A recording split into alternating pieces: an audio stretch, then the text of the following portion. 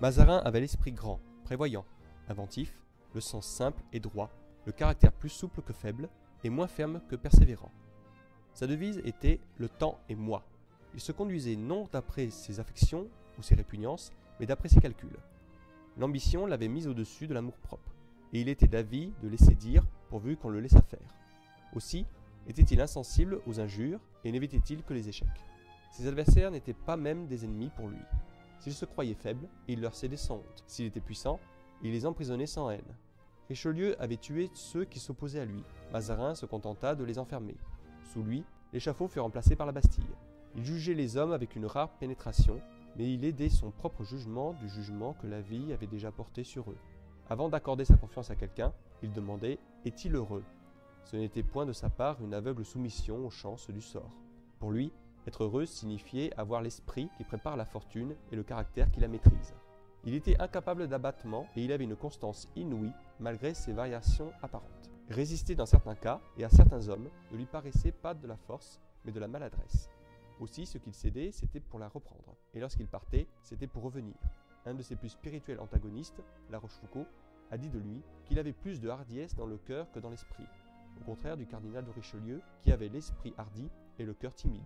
Si le cardinal de Richelieu, qui était sujet à des accès de découragement, était tombé du pouvoir, il ne serait point remonté, tandis que Mazarin, 2 fois fugitif, ne se laissa jamais abattre, gouverna du lieu de son exil et va mourir dans le souverain commandement et dans l'extrême grandeur.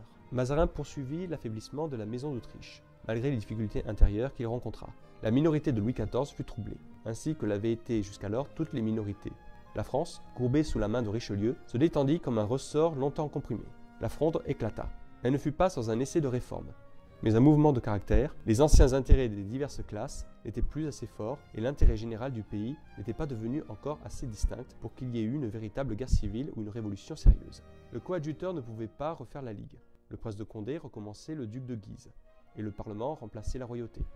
Aussi, vit-on des factieux sans projet se donner l'amusement de la guerre civile, former des partis qui n'avaient que la durée d'une intrigue et entrer dans des liaisons qu'ils rompaient selon l'inconstance de leurs humeurs ou la mobilité de leurs intérêts. Au moment de ces agitations déraisonnables, qui troublèrent un moment la prudence du sage Turenne, qui tournèrent dans la main du grand Condé l'épée de Rocroi contre la France, et qui portèrent le cardinal de Retz à faire de son esprit un si pauvre usage, il n'y eut qu'une volonté stable, celle d'Anne d'Autriche, qu'un homme de bon sens, Mazarin.